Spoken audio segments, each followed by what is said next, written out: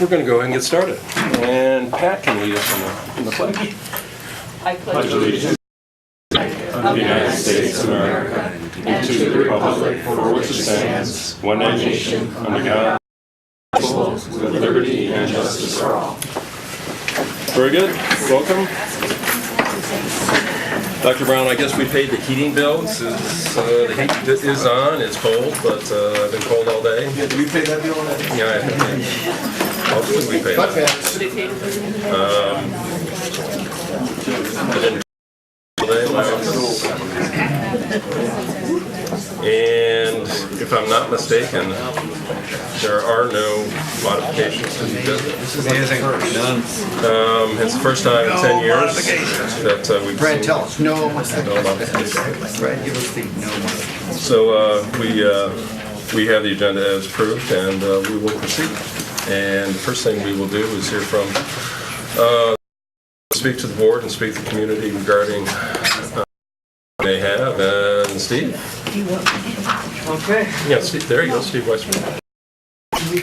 I'm going to hand out a little paper, which I apologize, but it seems like the most efficient thing to do. So I'm here tonight to talk both as a teacher and a and I really want to talk about in the district, specifically in mathematics.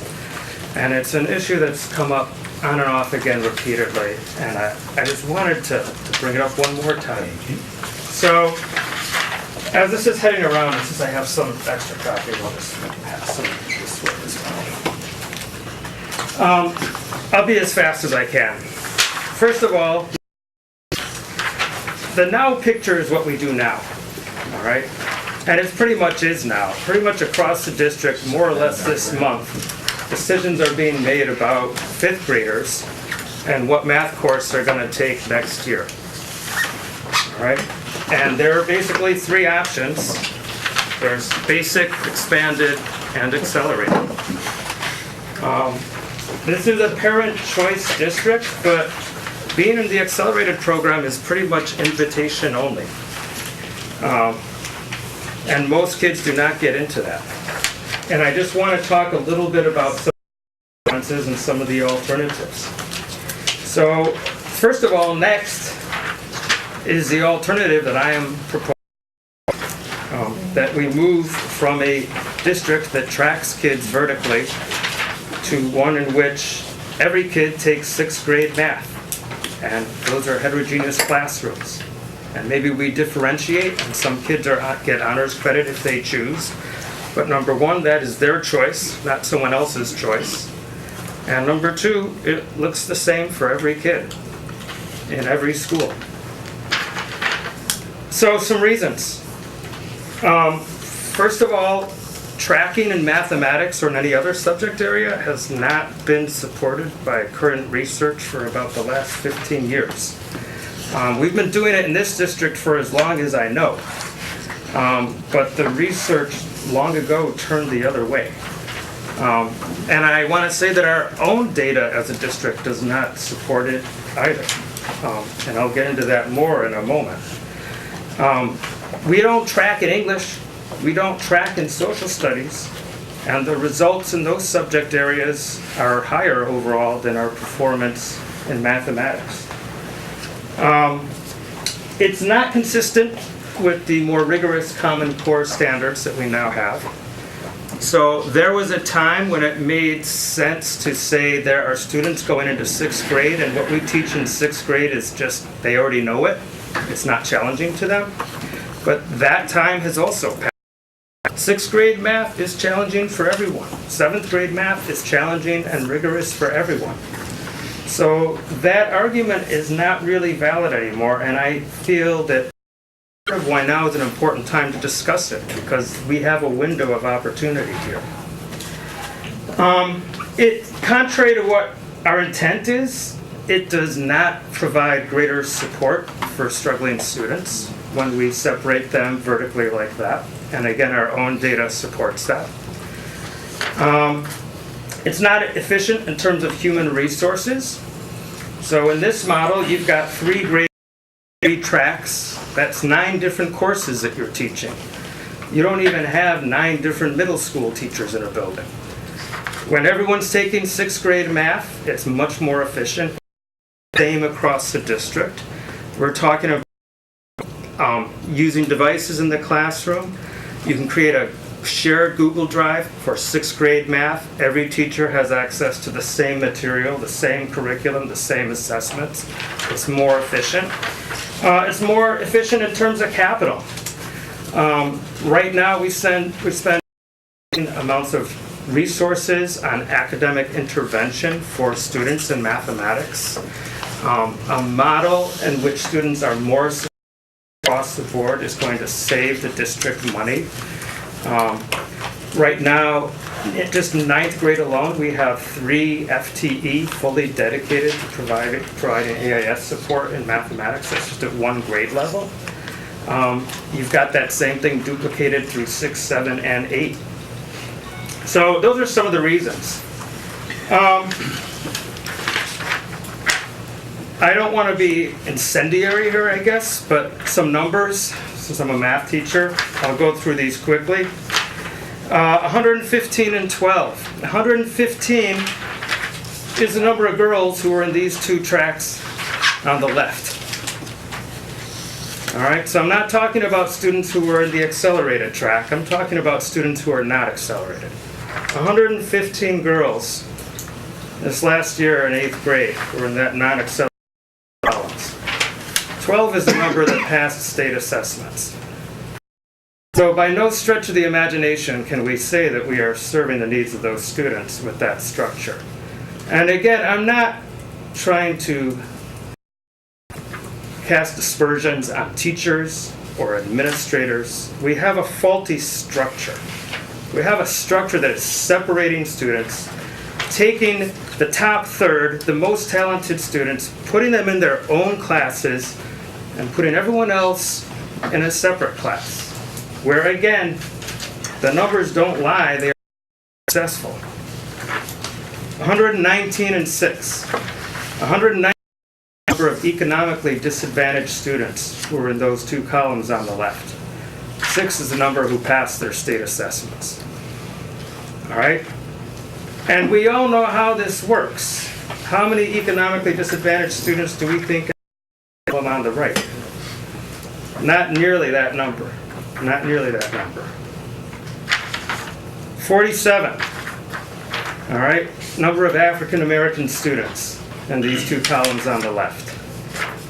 2, the number that successfully completed their 8th grade math requirements. And 54, the number of students, and that's 1, who passed the state assessment. So again, I'm looking at this agenda. I'm looking at the board's commitment to equity. By no stretch of the imagination can we claim that this structure is serving the goal of equity. It is, in fact, not only perpetuating inequity, it's exacerbating inequity. The equity gap grows in middle school, in large part because of acceleration. If you accelerate, you're going to take AP Calculus as a senior. If you don't accelerate, you're not. If you accelerate, you're going to take Earth Science as an 8th grader, which means it's going to open up AP Science classes in high school. If you don't accelerate, you're not. Okay? And again, you're probably not going to pass your math assessment, which means you're probably going to be an AIS, which means you're probably not going to have access to other things like music or art or another language. We really do have 2 tracks, and it's very hard to get from one to the other. Now, this conversation has come up before, and what often happens is, it seems we say, well, it's too late to do anything now. It's already made. So that's why I wanted to come tonight, because now's the time.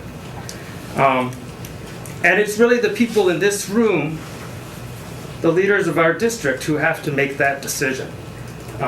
I believe in grassroots, I believe in organic change, but this is not going to change itself.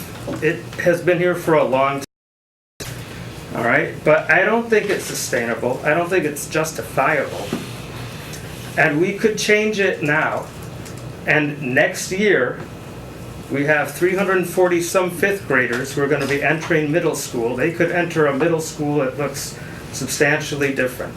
They could enter a middle school where every sixth grader has the opportunity to accelerate, to take honors credit in a math class, to get exposure to curriculum that will enable them to pass their state assessments. So I appreciate your time tonight. I just really want to lay that out in front of everyone, and I hope you'll consider it, because I really do think it's important for this district. Thank you. Thanks, Steve. Opportunity to respond in a bit, but right now... I'm gonna go first. Oh, Ann, go ahead. Okay, well, I'm just here to make a comment, nothing so complicated. But I was just bringing up my own concerns about what's going on with the gap elimination adjustment and how that's going to impact your process for trying to figure out how you're going to figure out a school budget as the money coming, and how the current budget proposal that the governor has, how that's going to factor into some of the kinds of things you're thinking about. So I'm really just here to kind of express my worry. So that's really all I have to say. And Martha, go ahead. I wanted to echo, my name is Martha Frummold. I'm a proud parent of 3 graduates and community volunteer for IPI and the Fine Arts Booster Group.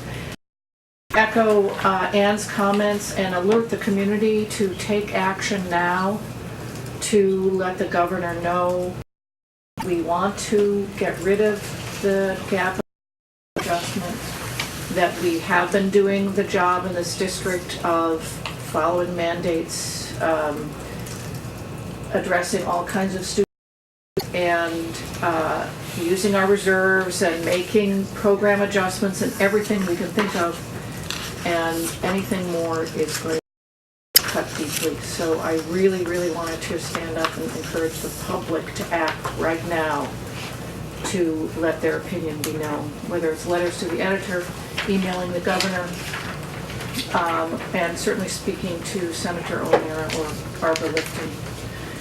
The second point I wanted to make is to compliment the superintendent board, staff, and the fine arts director for their work in increasing access to students in the arts, and I think you'll be hearing some numbers later on. I'm very proud of the work that you've enabled to happen and the leadership that took us there.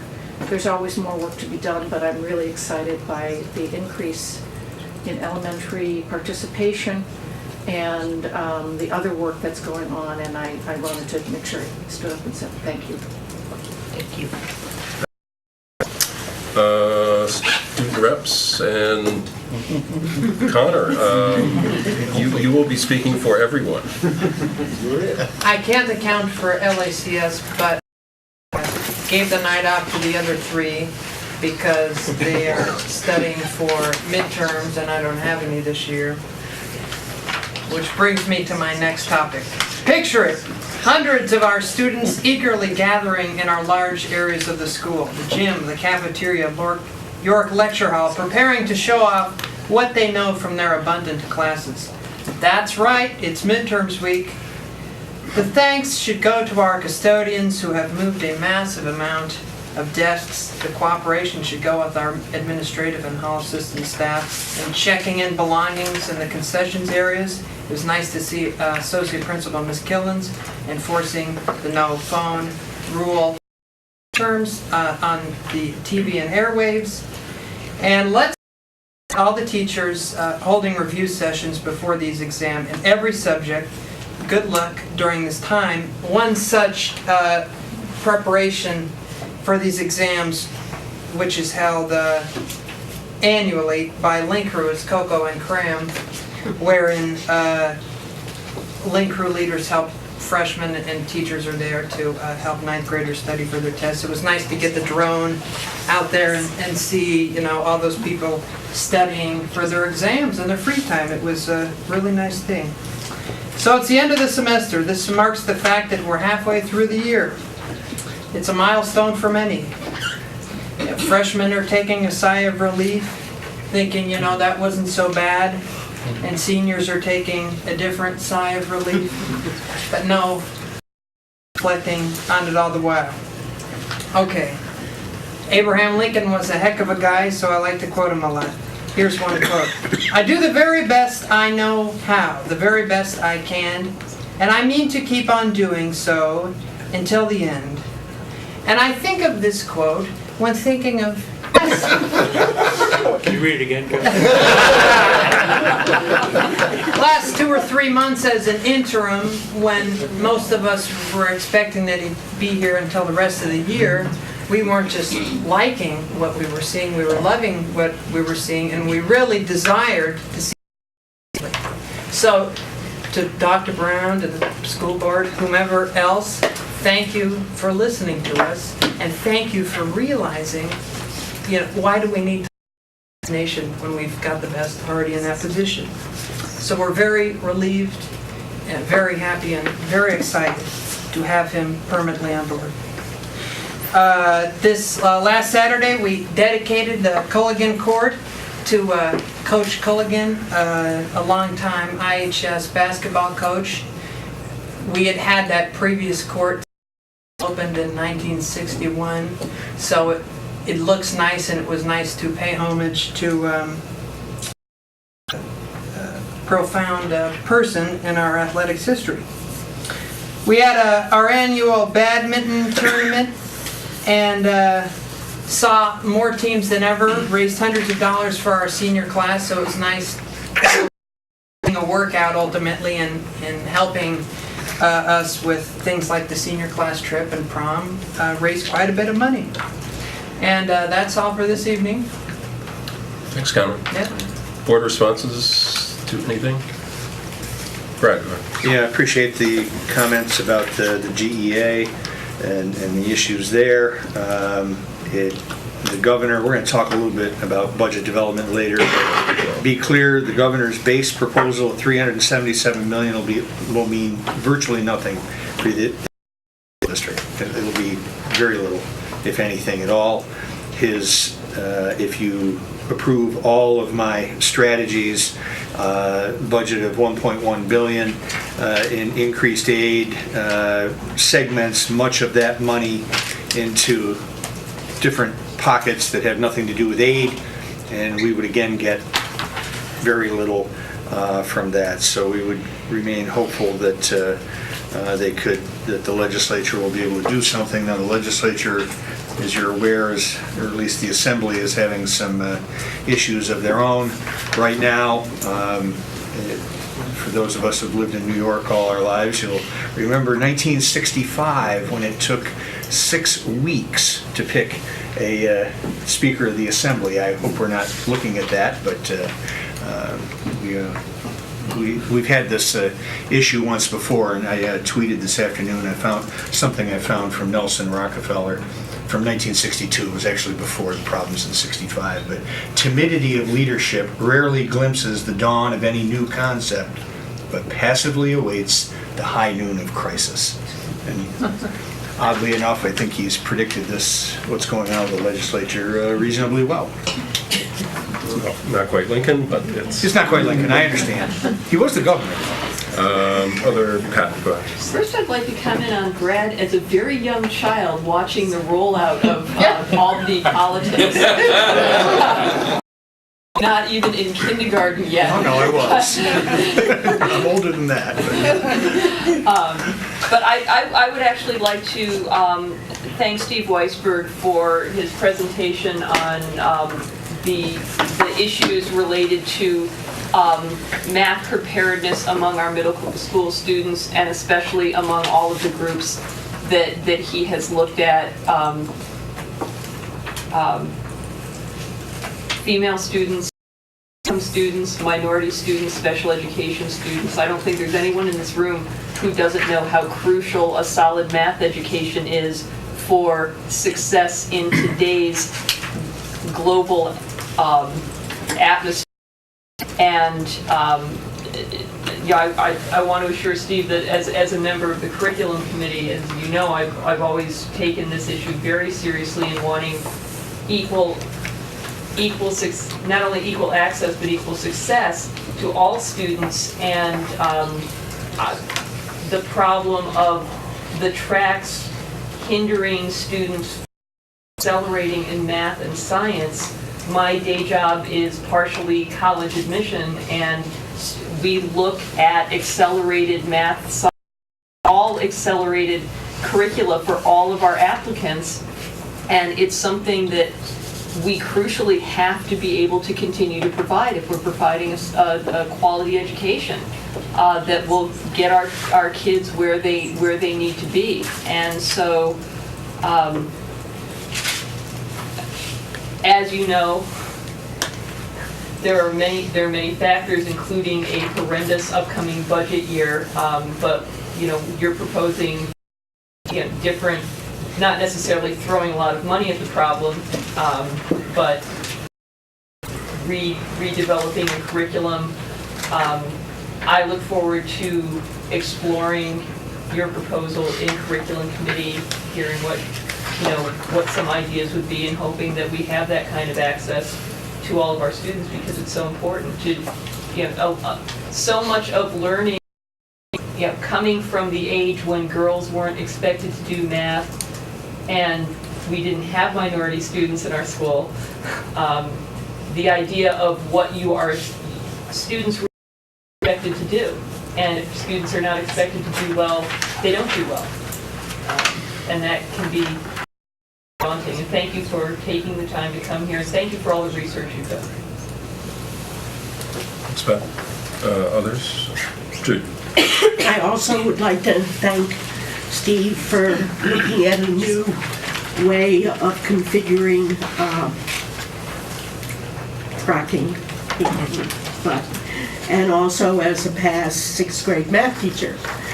I think I'm a bit disappointed, though, not that it's you, but that you don't have some middle school math teachers with you. That it's, coming from the high school instead of being a groundswell which I think needs to happen, if anything. Thanks. Others? Go ahead, Elder. I want to echo what my colleagues have said. Thanks, Steve. Those of us who have studied this issue for a while know, as Pat said, that this is the central method of marginalization that America has employed for quite some time to steer certain groups beyond just minorities to positions in emerging economies that tend to be at the bottom. We have thought that this would come someday. I know Lavelle has been cautious about championing it because this has lots of ramifications with families and people who think their children's very access to prestigious schools depends on us continuing this way of being. But I will say, if anyone in this district actually wants to have a proof of the concept that you've just outlaid, they should go see Mr. Allen's orchestra and band practice support. Right?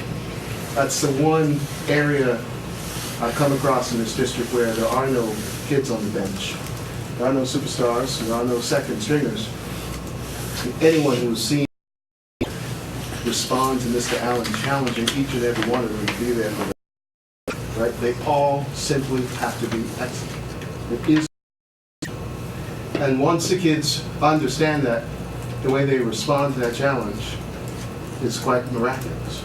Right? So I hope that we can commit the team to putting in the breakers, benchmarks, milestones, appropriate resources, to make that happen. Right? But I will say just 2 additional things. I know a lot of students in my time here. This is going back 25 years now. Students into the less rigorous classes because their classmates had passed this message down throughout the years. You don't want to be stuck doing a lot of work. Therefore, you want to go this way. That's not something that's talked about a lot, but having a collapsed class would eliminate that. I also have talked to probably hundreds of high-performing students now who actually want the chance to help their colleagues. These are going to go home and play together, and from their perspective, the quicker their kids, their classmates, or their colleagues get this information, the more they can play hoops together, right? The more they can actually do gaming together, the more they can actually be. So for lots of reasons that are studied and are known, and a couple that may not be spoken about as often, I hope the time has come to all these kids to be part of the future. So thank you. We need to do our work now to see if we can actually make this happen. Thanks, Elder. Sean and then Brett. First, I was not here. I was out of the country last week and the last 2 weeks, and so I did not have the chance of extending my congratulations to Jason Trumbull. So having missed that vote and having been a part of this community for over 20 years, and having a keen interest as a former Ithaca City School District employee and a teacher in the success of our high school in particular, I too was glad agreed. So it wasn't just that the board and Dr. Brown had the wisdom, but you also had the foresight and the want and desire to be at that building. So thank you for your service, and looking forward to 10, 20, 30 years of Jason Trumbull being the principal. So welcome for that. Steve, I just want to say how much I greatly appreciate what's taking place here. If I'm not mistaken, Ithaca City School District has already tried a couple of heterogeneous math classes to great success, including working with some Ithaca College faculty as part of a National Science Foundation grant. So we're talking about research that's been vetted, that's not just sort of coming from theorists, which often quality based in tracking and ability grouping. Is one thing to have these theories, another thing to actually have our data with our own students to sort of play somewhere around with this. And so I want to take a step further. While I know it belongs in curriculum committee, if I heard Steve correctly, and we all know our budget cycle, I'd like to have this conversation. I'd like for us to have this conversation, and not to pass it off until next year or the following year. If we're looking at these numbers, we are less than 10% successful with our most vulnerable populations. So at some point in time, we need to stop talking about what we're going to do and start thinking about what's the best way to address these needs. No doubt there's all kinds of other conversations that come place. Judy's raising points, Pat's raising that. But if we had any other groups of students that were succeeding at this low of rates, then this would be the priority of every board meeting that we need to do until we did something different. And given the priority of math and the fact that a number of scholars talk about math as being the gateway to all kinds of education, I think much like the arts in that regard, that I'd like to see this on an agenda for our board meeting coming up in the very near future. So whatever that takes to look, be it the board officers, be it Dr. Brown, I'd like for us to have a real conversation about what this looks like, because it's been a conversation we've been having for quite some time, but these numbers should say that we need a different sense of urgency. The fierce urgency of now, to quote Dr. King. Dr. King. You know, I want it to be clear that we were aware of these statistics on the kids in 8th grade math. What's left out of these is 143 children who took the Regents exam, all of whom passed. It was 78 of 78 at Boynton, 65 at DeWitt, and that's just shy of 50% of the in the cohort.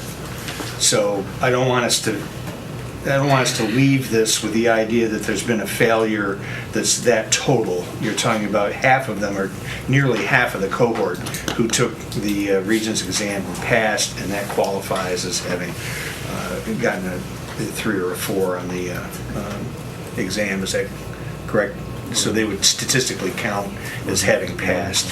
So I was aware of the statistics here and knew there were issues. I believe they're being addressed to some degree, but also wanted folks at home to understand that that's only half the cohort you're talking about. There's another whole half of the cohort, and all of them were successful. And anyone else? I certainly think that this will be a topic for greater discussion in a full board meeting, rather than just responding to. Thank you, Steve, for coming tonight.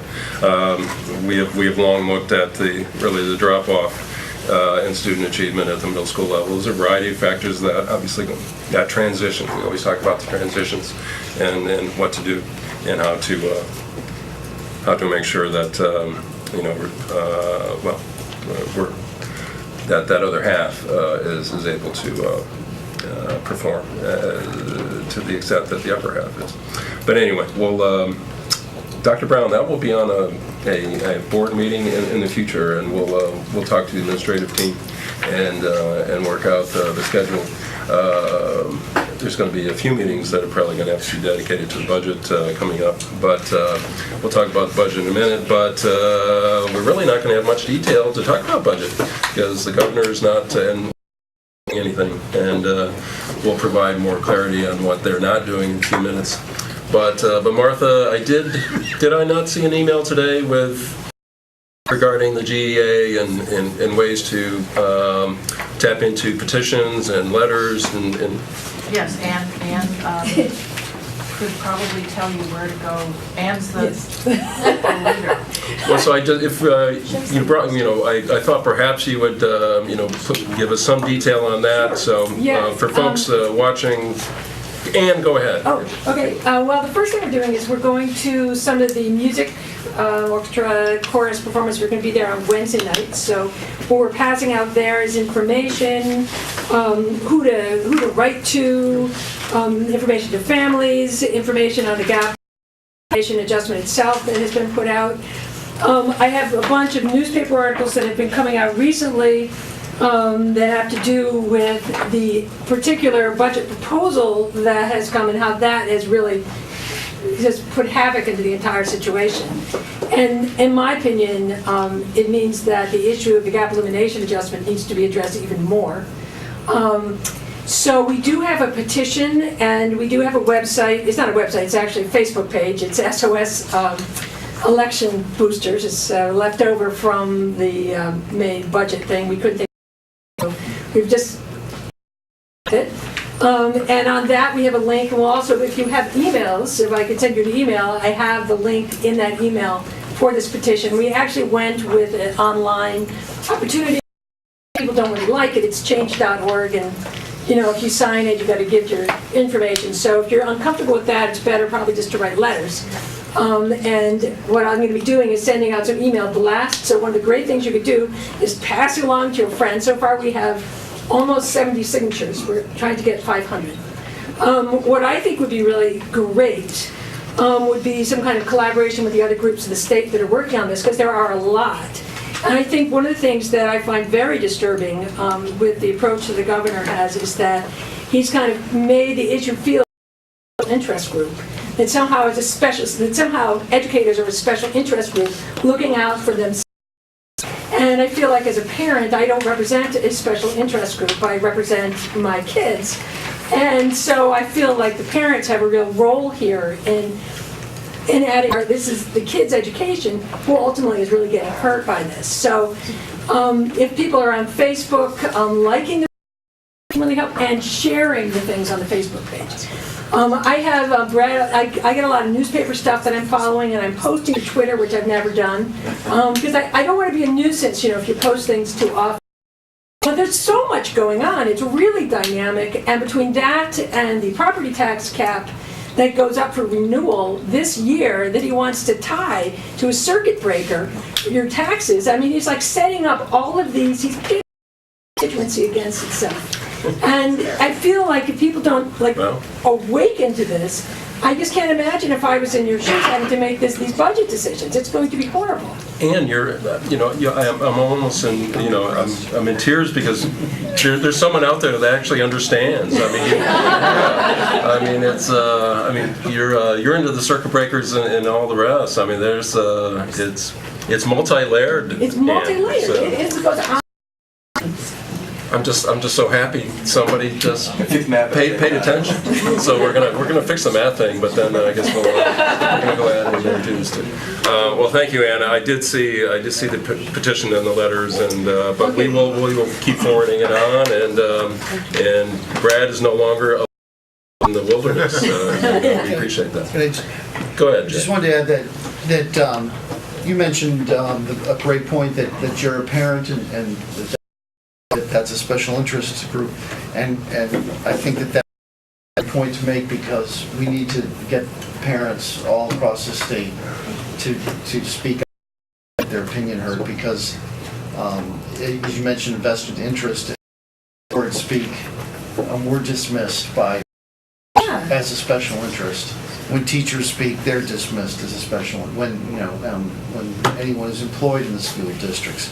And so, but the general public, the parents, the grandparents, the students, I mean, it's the general public that ends up having a huge impact, or at least can have a huge impact in Albany, and we need to get everyone to be involved in some way. I don't know what it is, a petition or emailing, but in any way.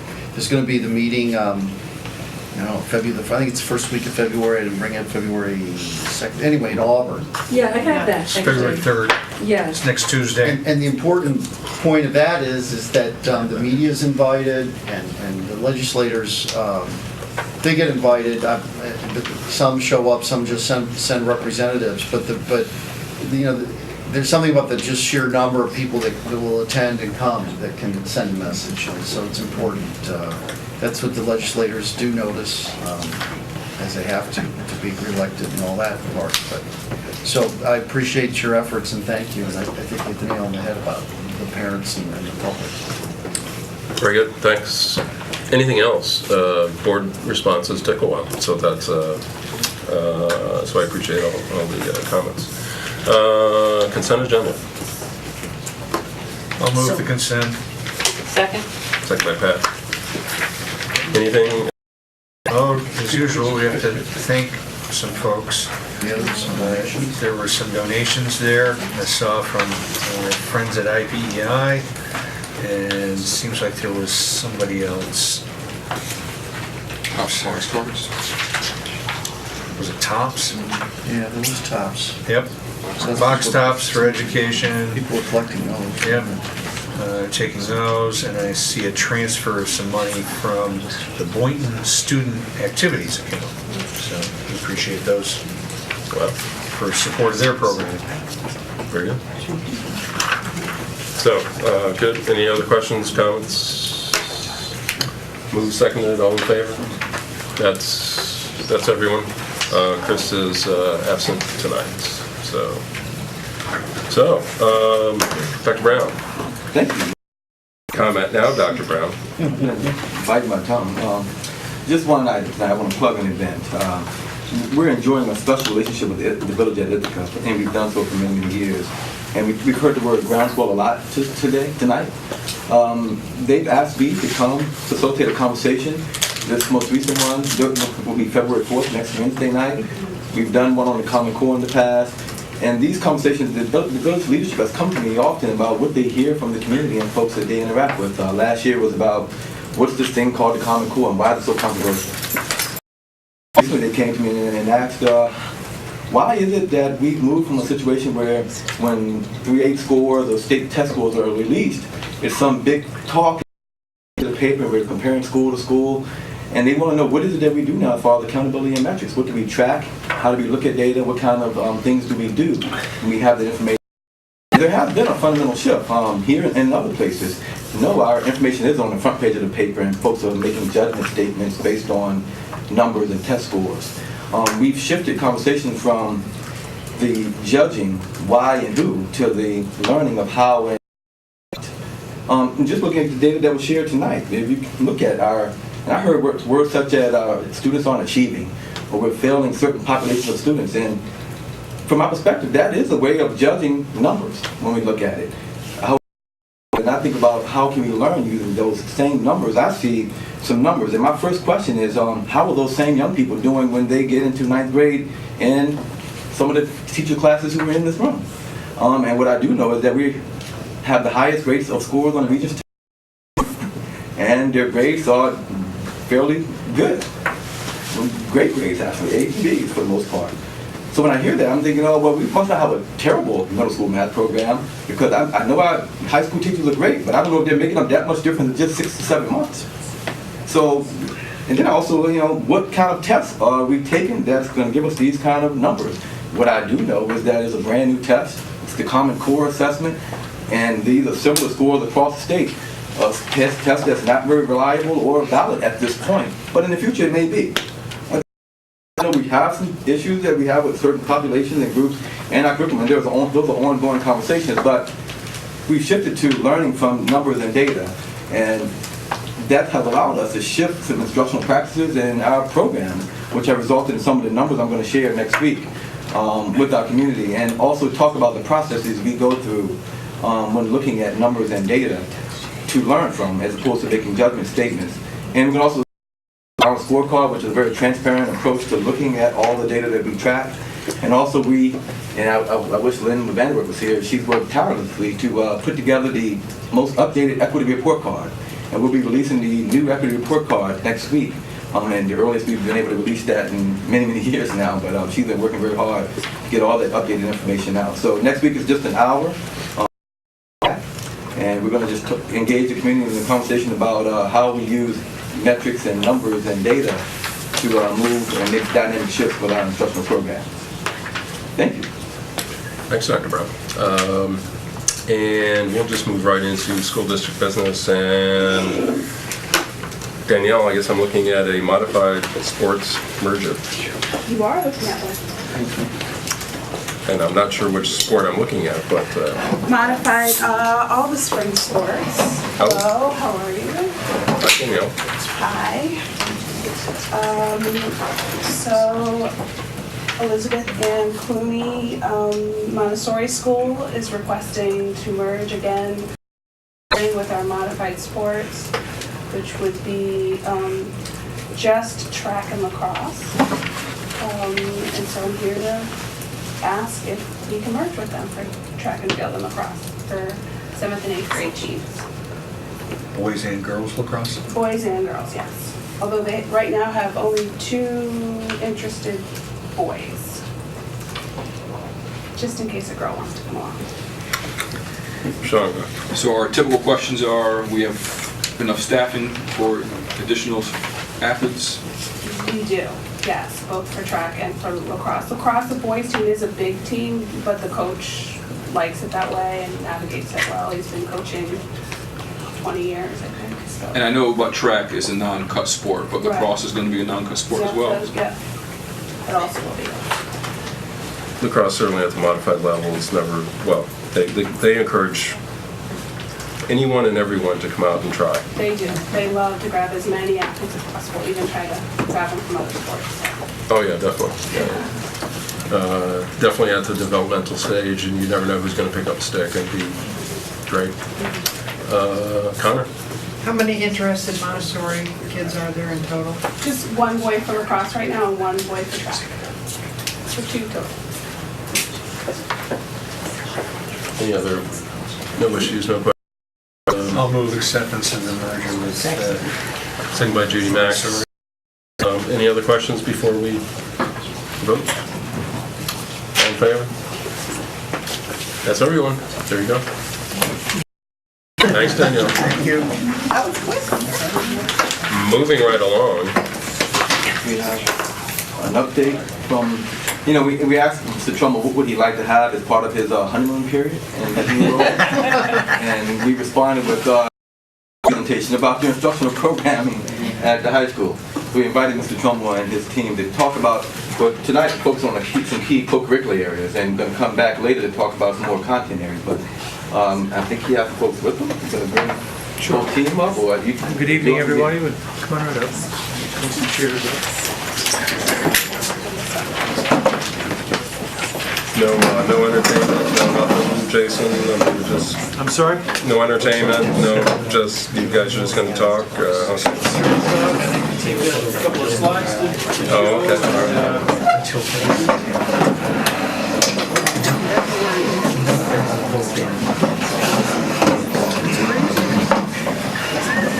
Maybe he'll start and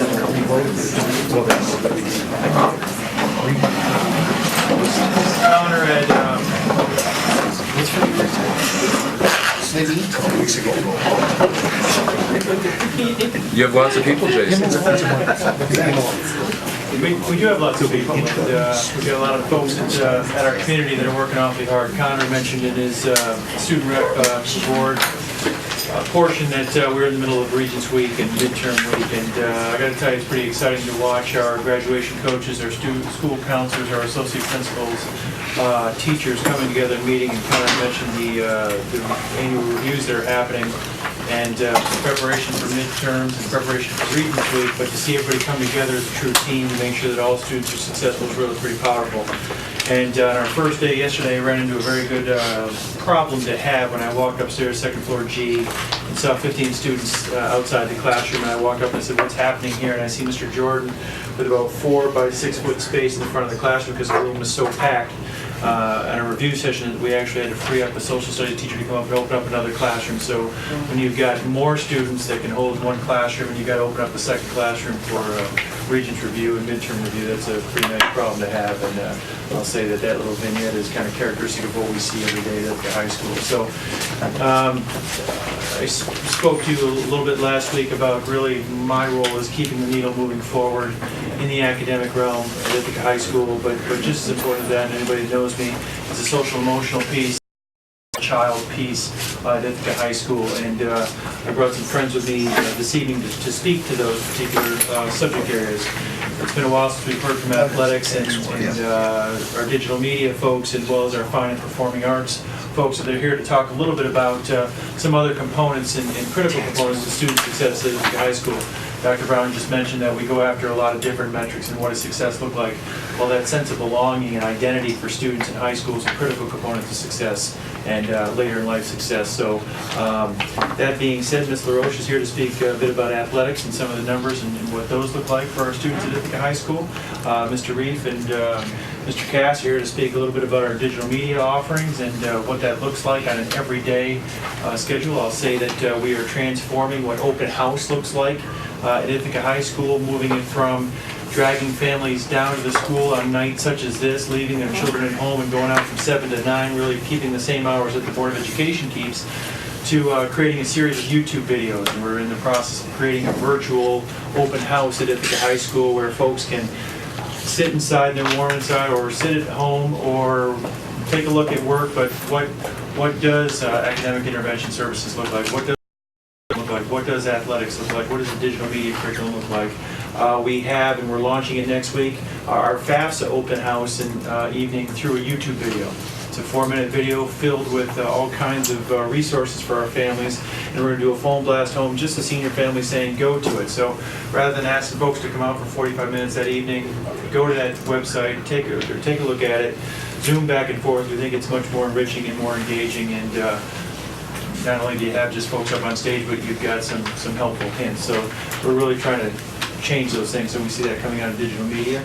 And David Brown is always here to talk a bit about our excellent fine and performing arts. So that being said, I'm going to turn it over to Danielle, because I know she's got a basketball game that she's going to shoot back over to as soon as she presents. Does that work? Yeah, sure. I can just, that's my slides. I was playing. Can we plug in?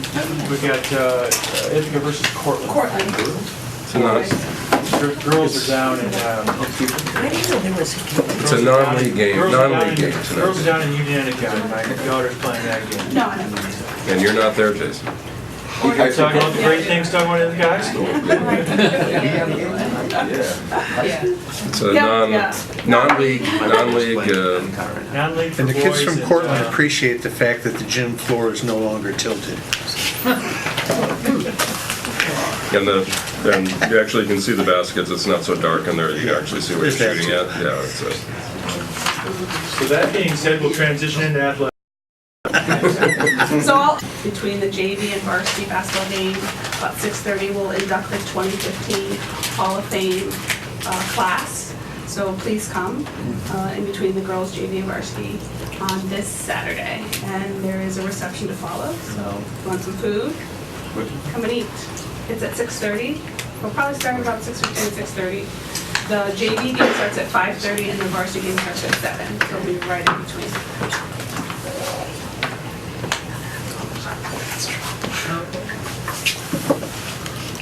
Wow. Maybe. It's comes and goes. Go for it. Great. So, If you press arrow. oh, sorry. There's some tech guys over there. So what's What's new in our world? One of the things that's new this year is the New York State Public High School Athletic Association has made cheerleading. So now we have a competitive cheer team. So you may have noticed if you've been to basketball games, you don't see our traditional cheerleaders anymore because they are in the process of training, ready for their own nationals and their own events. There also will be a competitive cheer state championship next year. So our traditional cheer team is now a competitive team that will be competing against other STAC teams and other Section 4 teams, and hopefully we'll get invitations to this state championship. You will see them still doing traditional cheer during football games, but mainly during the winters is their competitive season. What else is new? So a coach's resource guide. I noticed that the coaching handbook, when I took over 3 school years ago, hadn't been updated in about 4 years. So I created a coach's resource guide. It's in Google Drive. It's all paperless. It's all online. Any coach can access it. So any questions you have, any paperwork you need, along with the coaching handbook, guidelines, samples of student handbooks, are all available to our coaches now in a Google Drive, which has taken some of my coaches who aren't technologically savvy a little bit to get used to, but I've been forcing it on them. So we have increased numbers of girls playing modified sports. I don't have the exact numbers right now. I know our fall numbers were up. Girls soccer, we had 23 additional girls playing soccer, so that was great. I'm still waiting for the numbers on basketball and our spring sports. And then we have Team Mac Jack doing some after-school strength and conditioning for our middle school students, 6th, 7th, and 8th. So that's what's been new.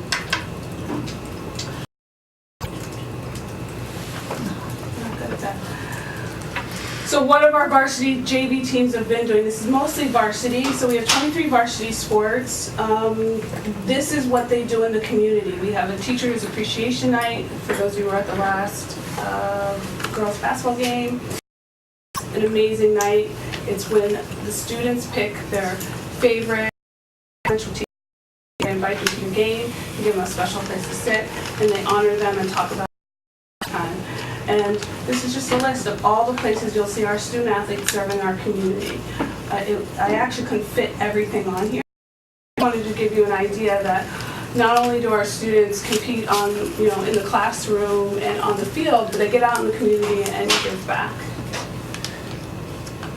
Lastly, this year, and I would say over the last 3 years I've been here, the push is try to evaluate how we're doing in athletics. I mean, that's the big question. How are we doing as administrators? How are we doing as coaches?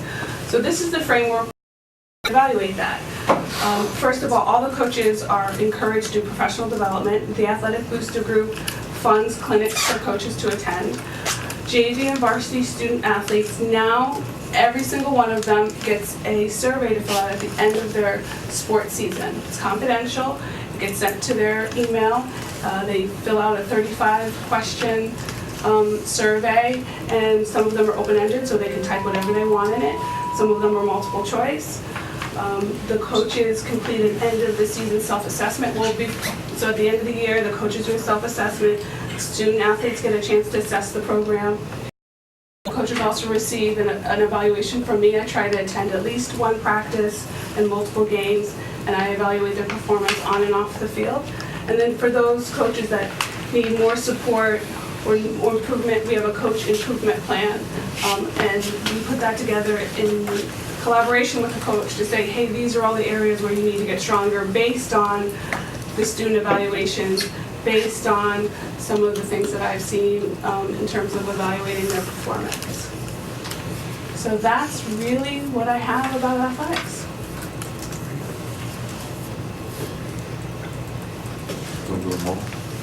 Danielle, of the things on this slide, which are new? Which are things we're instituting for the first time or picking them up after they've been dormant for a while, So the JV and varsity student athlete surveys, I wrote them over. So last school year was the first year that every single student athlete had an opportunity to fill them out. So last school year. And then the coaches improvement plan is new this year. That's brand new this fall, this summer. And then the end of this season's self-assessment. I started the first year I got here, and I know that coaches have received end-of-the-year evaluations for many years before I came. I just changed it more to my style. So these have been, some have been for a while, and some has been an evolution over the last 3 school years. Jason, I mean, you all want questions as we go? Yes, or? I guess it would be advantageous because Danielle's got to get back. Yeah, so certainly, go ahead. The surveys that the kids complete, they're anonymous. They're not anonymous, they're confidential. So the coach never sees actually how the kids rate them. If the coach requests that, I do give them a version of it that they don't see, like who said what and who did what, but they can, if they request it, I print it out and give it to them. So it's not a secret. Okay. Some, don't care. Some coaches really care. Some are indifferent. So I just work with the coach but in the evaluation, I go over what is said about them. So they hear it either from me. Okay, but they never know the student. No. Okay. Connor? How do you plan on utilizing the information gathered through the surveys? I use it to evaluate the athletic training staff, facilities, uniforms, coaches. Also, some of the questions that I haven't figured out exactly how I'm going to utilize data, but I think is helpful, is some of the questions ask about the choices they make in and out of season, like life choices. Do you make more positive life choices when you're playing a sport? I strongly agree, disagree. So there are some of those questions that I don't know what I'm going to do with the data, but I'm just starting to collect it over the years, so it'll be interesting to see if we can notice that our student athletes, when they're in season playing a sport, they're making better life choices, their grades are better, that kind of thing. But right now I mainly use it on facilities and coaches and things like that. How many, Jay, go ahead. The coach improvement plan, do you has something that would be used with the few coaches, or is it something that you would use with all of the coaches? I only use it with a few coaches. So if the evaluation needs improvement, if we sit down and I evaluate them and say you need improvement in these areas, then we come up with a plan for the next season on how that's going to happen. So I think if you sit down with a coach and go over the feedback and say there's areas that you need to grow but don't come up with a plan, then nothing ever happens. So I think it's helpful for the coach to say have a plan. Like, for example, I'm going to make a connection with Cornell or Ithaca College 3 of their training sessions to get more ideas, or I'm going to put together a student handbook or expectations for our students on what my expectations of their membership of our program. Some of our coaches don't have that. So things like that I think are helpful in terms of improving our coaches. But it's not everyone that gets that. It's just those that I feel like need more direction. But the coaches receive an end of the season evaluation. Is that your evaluation? Yes.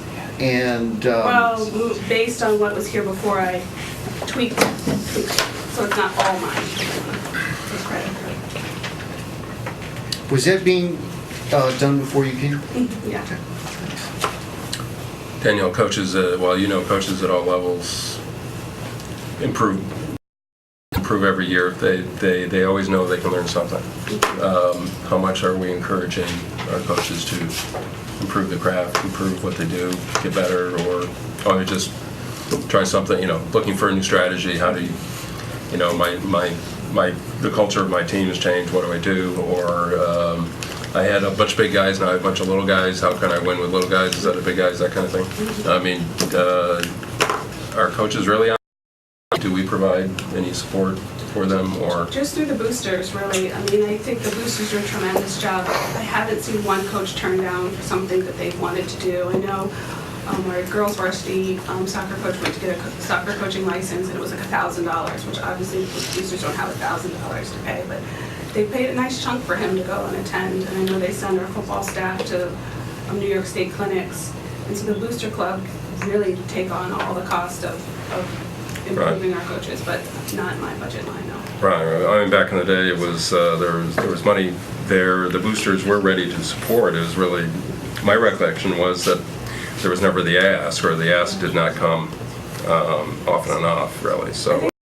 But since I've been really pushing it, I think. Yeah. So last year, I think we used all of the money that the boosters allotted, I think pretty close, for coaching education. And the thing that's been fascinating to me Good.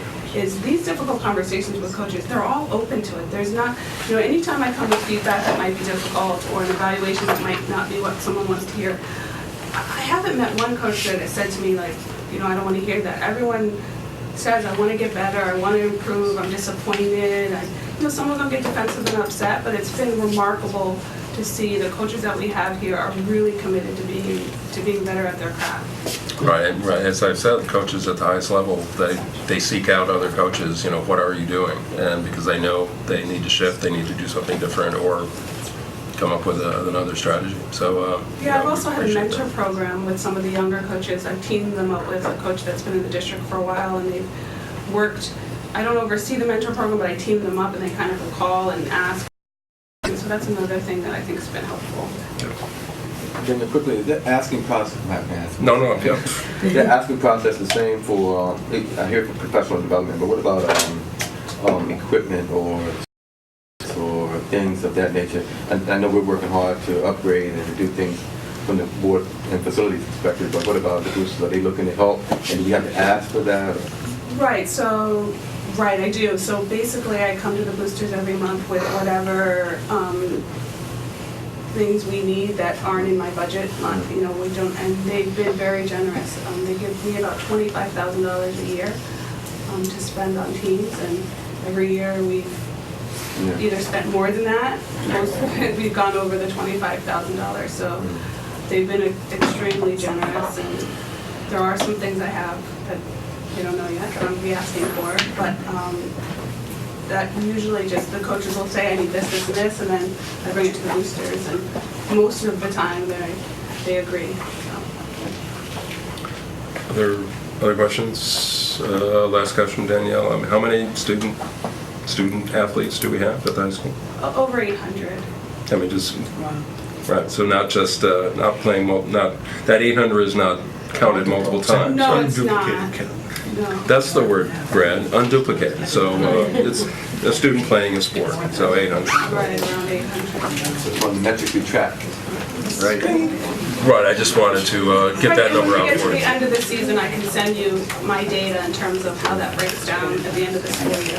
That's when we collect all of that. Right. And so when we look at fine arts as well, it's what's the participation? How many kids are actually taking part in the great athletic programs that we have. We should probably, Danielle, we should probably move on so Danielle can go to the game. Before she leaves, and Danielle and I started speaking about the athletic department and our athletes and student athletes, let you know as we segue into our digital media class, you're going to see Ms. Roach on the television studio a few times. We've had some conversations about promoting our culture, our atmosphere at our athletic events, and what it's like to be a good fan, and what it looks like to do those things, and how do we cheer for our teams versus some of the other things I've seen other opposing teams come in and do to our team. So I think having a positive school climate at athletic events is a key thing that we need to help teach our young people and our adults. I would. I don't have a problem saying I'm so we're going to be working on that collaboratively. So thank you. And now we'll transition to Mr. Reed and Ms. Rice and Mr. Cass and his crew that they brought over. Yeah, so I'm here with Jacob Markworth, Lamas Coney, and Emily Powers, part of our English digital media class. Just wanted to talk about what we offer to the students at the high school. And let's see if I know how to use this. There we go. All right, so I also bring up our YouTube page where all of the videos are, where you're able to access all the different shows that these students produce. But the courses, so Michael Roy, we co-teach. He's the English component, I'm the technology component. It's really helpful to have him in class, just because the English portion, not so great with. but having him here, working with the students, reading over the scripts, editing the scripts, it helps tremendously. So we co-teach that. We also offer digital media. The great thing about these classes is they're all for college credit. So last year we offered three college credits. This year we added 13 more. So we have a total of 16 college credits that the students can earn when they pass the class. So, we're getting them ready for college and, beyond. So that's always exciting. We always talk about how we can improve. So for next year, we have improvements on what we want to add, what didn't work. So, that's always ongoing conversation. What else? We added morning announcements this year. We were able to do that. Emily does our morning announcements, but she's transitioning into more of a production role. She'll be a tech director next semester. Sporting events. We were able to do sporting events, still doing sporting events. The winter season's a little tough because the students that were doing it are either in Code Red Robotics or playing athletic events. So we've been trying to get the students to do some hockey games, basketball. We're still working on it. We hope to do sectional games when that comes closer to the time. I'm going to let the students talk about their experience and then have Michael Wright finish it up. Jacob. Well, so I basically, when I first class, I decided I would take it because I really didn't want to write any more essays. It seemed just like a nice way to kind of cruise out senior year. But really, at the time, I was kind of really just totally lost with what my future would be. I knew I would be trying to apply to IC because I have free tuition because of my dad who works there. But I had no idea what I would want to do. Not that you have to go there. I had absolutely no idea what I wanted to do for college and then with my life. So I was looking just like chemistry, journalism, I was everywhere.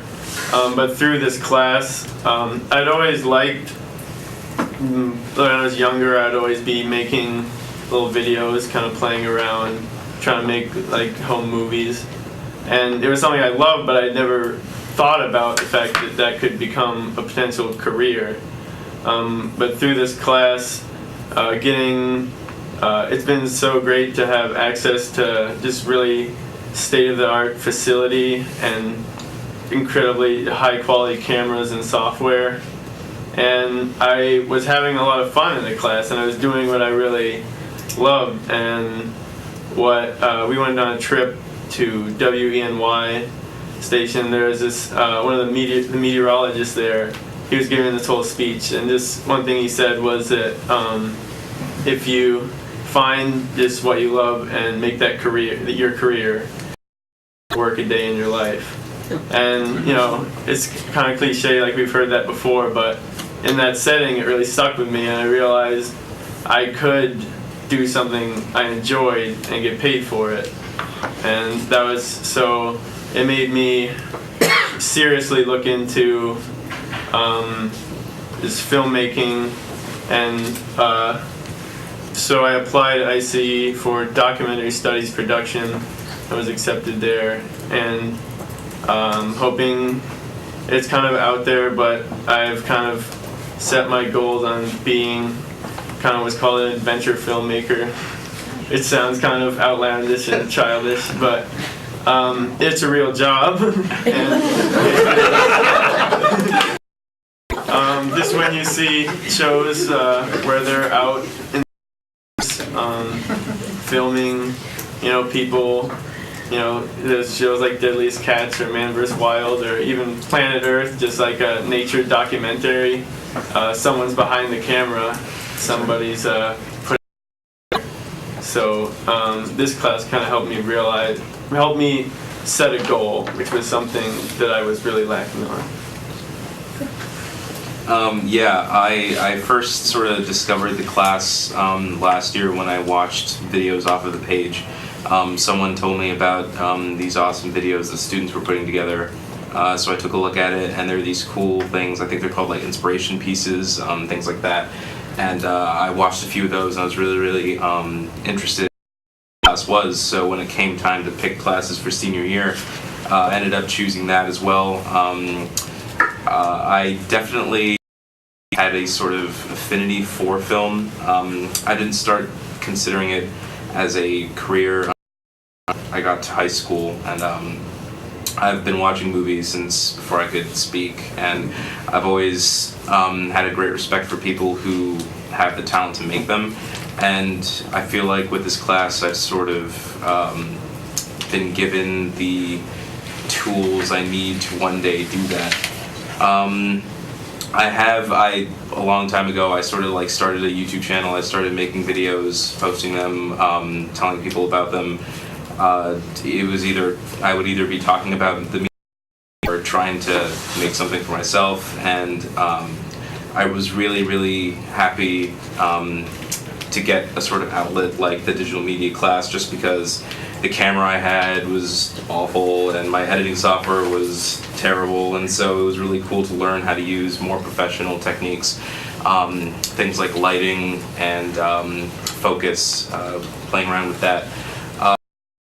Sort of the more creative side as opposed to the technical side, being able to tell a story, being able to write a script. The most recent thing I did was like a documentary. I did it with another student, Owen Hartman. I kind of wrote a script, but it was completely improv when we filmed it, and we sort of just went around the school and we found staff that we do, and we got them to be in it, and it actually really interesting, cool sort of thing. We were really happy with it. It was definitely more of a mockumentary. Is this? That's Pierce Anderson. But it was definitely probably my favorite thing that we've done this year, just because there was definitely sort of freedom that came along with that. Being in the class, you just always feel like you have the range and mobility to create something that you want to create, and there are requirements for projects, but one thing that I really appreciate is just how you can make every project that you do your own. And like when we at the end of the unit, when we all watch each other's videos, you see that they're all really different and everyone had their own ideas. I've never seen two projects that were exactly the same, so I think that's really cool. I also applied to IC. Haven't had the luxury of hearing back yet, but I applied for a more film-centered major within the School of Communications, and so I do hope to continue along with this, and I definitely intend to make it a career someday. Definitely more in the creative sense, like cinema, but broadcasting and media and communications is still something I really want to learn about. I came across Mr. Cass's class my junior year. So I took his first Digital 1 class, and that was like, I don't know, it was kind of a turning point for me because like in Jacob's position, my dad also works at IC. So I had free tuition, so it's something I had to do, but it also made me realize that I've also loved making videos since I was really little, and so one of the first things I ever bought with my own money was a video camera. And so growing up, I always just made little videos with my brother and edited them together.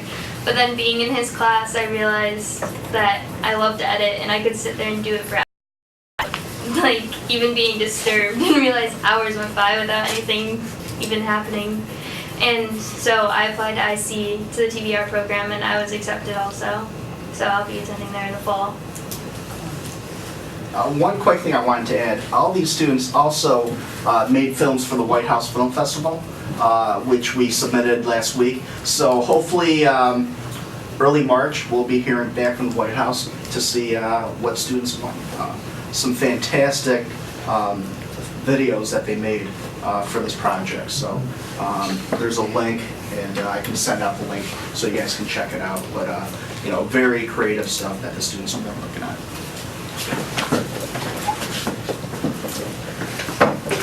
So about 2 summers ago, I went to TC3 with Shirley Kennedy, and we workshopped with some of the professors in terms of some of the gaps that they were seeing and the students that were coming in. Before I came to Ithaca 3 years ago, I worked at OCC for about a semester as an adjunct professor, and I worked with the 009 students, the remedial type classwork. So I had some understanding of what they experienced, the students, and what the other professors were looking for. And it was some of the same things that TC3 was talking about 2 summers ago, some of the skill gaps in terms of writing and evidential writing, especially sort of basing arguments off of actual evidence and being able to back up claims with things that actually exist as opposed to just emotions and things like that. A lot of what I've been doing, both with Steve Cass as well as some other electives I've been developing in the English department, I'm also developing the film studies curriculum to really emphasize that kind of evidence-based writing for the students that come there. But film studies is much more rigorous and structured in terms of curriculum, and Mr. Cass brings up a great point about based learning. When I first came here, I started with English 12 Ys, which I know Dr. Ainsley, your daughter, took part in. Outstanding. And I like that idea, and of course it has a lot of research behind it, but also, I mean, this is the research that we really want to be hearing from. We don't just want to read it in a journal. And so the idea of what we're doing with English media production, as well as what Mr. Cass is doing with digital production, is this idea that students have structures in place that we dictate on a every 2-week basis, let's say, and then they're able to run. And Lama's point is great in that we don't see the same project from one student or a pair of students. That's the way it should be. You know, I love essays. I graded 150 today. We just had the Regents. That's a very important benchmark. But, you know, I've talked a lot with Giammatteo, our chair, leader of the department, and we've talked a lot about how to expand the senior curriculum. So that once they are past the Regents, once they're past 11th grade, they have a meaningful senior year. We've had a lot of great teachers before, but we need to expand that and update that. And so when Steve Cass came in and developed this program, I was happy to jump in because this is the kind of direction we need to go in. You know, evidence-based writing is important, but so is visual thinking, visual creation, media literacy. You know, I got my master's at University of Buffalo in media studies as well as English, so I could, you know, fulfill that requirement. But most of my colleagues and friends now are in media production. This is where they're making their money. And it's not simply adventuring, although, Jacob, I wish you luck when you go catch the biggest wave or whatever it is. It's making products for corporations, small, medium, large, that integrate digital technology, that integrate visual literacy, that grab people that have no idea what we talk about in class but work. And so hopefully, when they're out of our year as seniors, the credit, community college credit if they want. And that's something Steve Cass has been brilliant at, making those relationships. But also they've got some skills that are sought after. It's not just software, but also my interactions with TC3. We also talk a lot with CCC professors. I have a relationship with Steve Keeler. We're on the ARMA board, Auburn Regional Media Access Board up in Auburn, where I live. And we're in constant communication. So the program is not only evolving because of what the students are giving us, but also educators in the next year and the next year to make sure helping students get that next step. So that senior year is very important. Just a couple other things, and then we'll take some questions if you have any. But the idea is, the Film Fest is great because with the White House, students an idea that it's not simply going to be something we grade and goes in the grade book and done, right? This is something the president could see if he's having a lunch break that's adventurous. But a lot of it was go out into the community and find out who is doing good works, why they're doing good works, how other people get involved, right? Those are some of those structures we put into place and you got to do this. But at the same time, a lot of students don't necessarily go out into the community when they're seniors. They stay in the classroom, and that's good. Film studies, my students don't necessarily go out. But some want that challenge, and some really benefit from that challenge. So when they go to college, they don't feel uncomfortable when they need to go see a professor, for instance. But more importantly, they don't feel uncomfortable when they want to go get an internship, or they just want to pay back to the community. And so this little project that we did for 2.5 weeks is a stepping stone to that, and maybe cracks open a couple windows and doors to help them with that. At the end of the day, what we're hoping to find too is just, and these are 3 awesome success stories. Of course, Cornell is important too. I'm sure some of us think about that, but it's not just IC. But the idea that Regents is a benchmark, but we're developing skills that can send them into the college years, that can get them from maybe community college. Some of our students going to that, some are directly. All of these students matter. All of them need skill sets that are advanced and are modern. And so we're working with each and every one of our students to make sure that's happening on a daily basis. And you know, I can bring a lot of skills to the table that I work with my 10th grade students as well as my seniors. I mostly teach seniors now. But what Cass has done, especially in terms of getting the absolute best technology and software, know how to use it. You know, I look at our soundboard, I don't even know what it is. Who knows how to use that? It's got a lot of lights. You know, I think our teamwork's working in a way because the students are getting a lot out of it, and we keep revising the curriculum, but they keep working, and that's what we want to see is students engaged so that they leave their high school career empowered to do more great things instead of sort of rebooting when they get to college. We want them just to sort of segue in. So that's what we're trying to do. Great. Yeah. Impressive. Comments, anyone? How many kids are in these classes? Thanks for asking. I totally forgot this part. 2 years ago, this didn't exist. Some faculty at IHS had done programs like this. You know, Christopher Byrne and Armin Herrick had done things that were good. But the program released, and then Steve Cass came in from Oswego. Last year, we had about 16 students in the program. Yeah. And this year, we have 45. So we In one section? No, we have 3 sections. We've expanded just in the English digital. In the digital media, last year I had 2 sections. This year it's up to 4 sections. So we're definitely, the enrollment's definitely going up. What's really great about the program and how it's grown also is that last year we had the English production class. They do a TV show, magazine style. We still have that second period during the day. But Steve also sort of invented the morning announcements, which he talked about, but that's a double period. So that's more options for the students. That's a different type of programming for morning announcements, daily program. Emily does a great job with that. And so that adds a lot of variety within the set curriculum. And that gives them a lot of different choices. I'm not able to stay with the other one. I have to go and teach English and Macbeth and things. But you know, that's a great asset. So it's sort of almost a department within departments. Anything? I want to thank everyone for coming and telling us about this. Since I have a daughter who's a college sophomore now, I didn't know about it because it didn't exist 2 years ago. And this is, it's wonderful to hear the dedication of the teachers. It's wonderful to hear about the facilities. It is especially wonderful to hear 3 students come and tell the school board how happy from what they're learning, how motivated they are, how they feel more connected. Thank you so much for bringing this to our kids, and I feel like this is a program that could just so many kids at the college level are interested in digital media, multimedia, and to come in with a skill set learned in high school puts you so far ahead of so many kids who don't have opportunities that it's really wonderful. Thank you. And I just want to too off that sometimes we do a very rigorous and structured assignment. Sometimes we open it up and say, here are the skills you've learned this quarter, and do something on your own. And a lot of students bring some outstanding ideas to the table that even we haven't heard about. The Myers-Briggs test, right? One of our students, I didn't even know what this was until he did a 3-minute video about the Myers-Briggs. So I was being educated. Time I'm telling him, well, you might want to clarify this point, tell the story a little bit better that way. But your content is totally alien to me.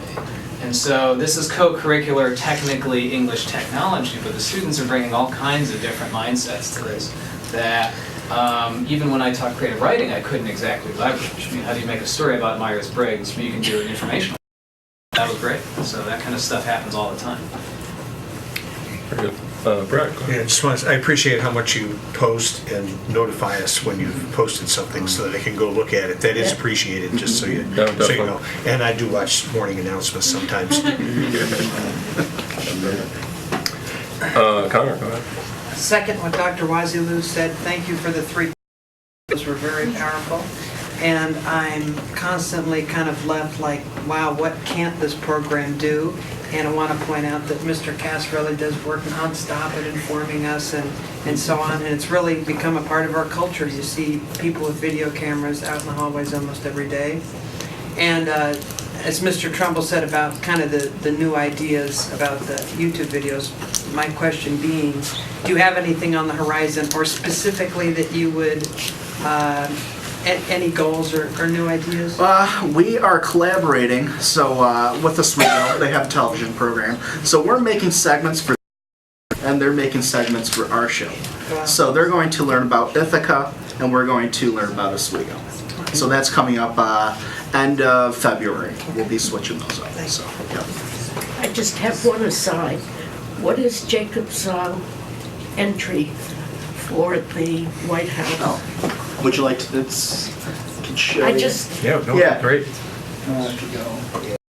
I'm picking that because you are interested in the adventure part, and I'd like to see what you picked. Just want to point out with Jacob's piece here, very good. But one thing that I always find challenging, I've also done some film reviewing in my time, is whenever there's a film that involves technology, they're always trying to make that exciting. It's very hard. And this segment, among other strengths, has a moment of typing on a computer that actually is pretty cool. And I have to give him serious props for putting that together, making it into it. So.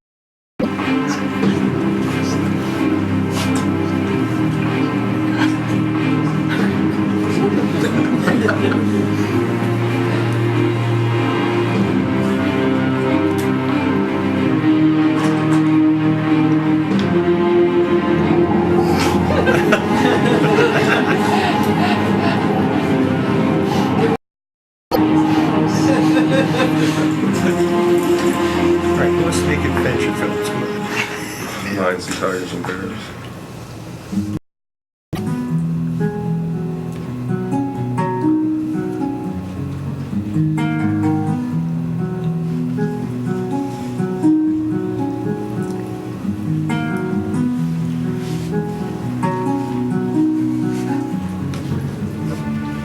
Give me your money! Right now!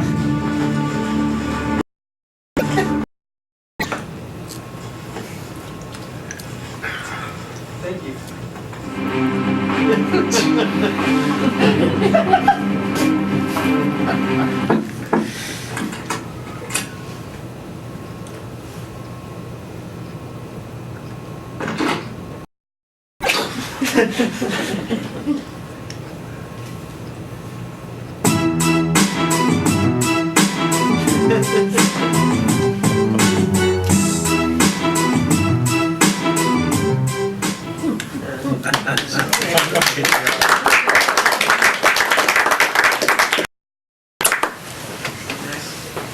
What's the guy with the knife? I mean, What happened to the coat? Yeah, I know. Why wasn't there an explosion? There's always explosions. That was great. Excellent. Anything else? We're not going to top that. Yeah, I think since we ended the digital part with the film, I think we can probably, time for David. Thanks, everyone. Great job. Thank you.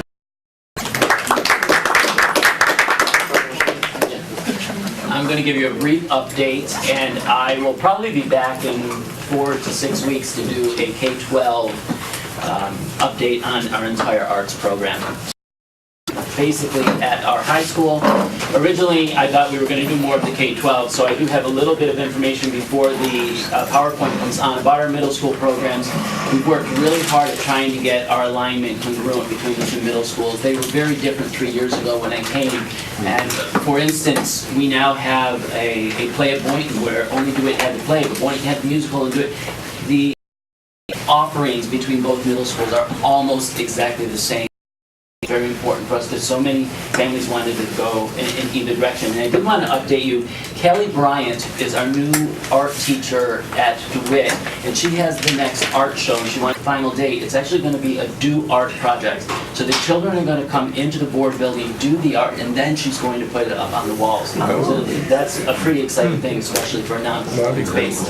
That'd be nice. So I just want to update you on some new things. We have this exciting program in our strings department, and that is any child that wants to come in who's never played and or played maybe in 3rd grade and then drop the instrument can come back and play in the string program. They're not ready for the orchestra yet. We had between 5 and 10 students, and there are still 7 students after 6 weeks coming back to take basically a lesson. We have cellists, 1 bassist, and some violinists who are learning how to play. Where that goes, we're not sure yet, because it really is depending on how fast and how far they come, but we're really excited about that new program. The ensemble numbers are up in our band and orchestra. Last year we had 85 in the orchestra. This year we have 95. We had 98 in the band. We have 117 in our band. And the middle school programs, with a lot of the restructuring that we've done, is growing. So we know that these numbers are only going to get exponentially larger, and we need to really start looking 2 ensembles for how we're going to move in that direction, because that changes many aspects of the offerings we give to students. So we're in the beginning research on this, and just know it's something we're going to look at seriously, but at the same time there is a point where we're not going to fit that orchestra on the stage, and we need to. Choir, for the first time, is in the school day after many years. I want to say it's almost 10 years since we were in the school day. There was a choir during the day, but then we had that every other day, Tuesday, Thursday, after school choir, which was the major part of our choir program. Very worried that we weren't going to get enough students to move into the school day. So when Kristen Zariski, our new chorus director, came on last year, I said, let's do the old style, knowing that we wanted to move in the future. And she is so wonderful at her job, and she is such an incredible musician that she went from 90 students total between the 8th period and 9th period to 85 students in our choral program, meeting every day. And that's a huge success. And I know next year she's probably going to be close to 100 again with the number of students involved. So we're very excited about that. Visual art is consistent in offerings and participation. We have AP Art History, we have AP Art, and we have AP Music Theory. We'll talk about it in a couple minutes. Help continues to be rented out when the offerings are not in the space. First and foremost, if somebody wants to use it, we will use it inside of the district, and it's used a lot. Steve Brookhouse, who manages our arts arena, is working tirelessly. Right now he's building Catch Me If You Can, our spring musical. So if he's not inside managing the auditorium, he's building this set for our musical. And we probably in the last, well, I know, we've had an event every night. And Sunday events for the community. So we're fitting in many different opportunities for our own people and also for our community. And this is just a little extra information as I was preparing. LACS has increased their drama presentations Shakespeare program, and they're working on their 2nd production of the year, and their musical is next weekend, and that's their actual school musical, and they're also including music theory And I had lunch with Diane today, and we're talking about different offerings, because they like to change up their curricula, and we're looking at different music and art offerings for the next few years. So we're really excited about that.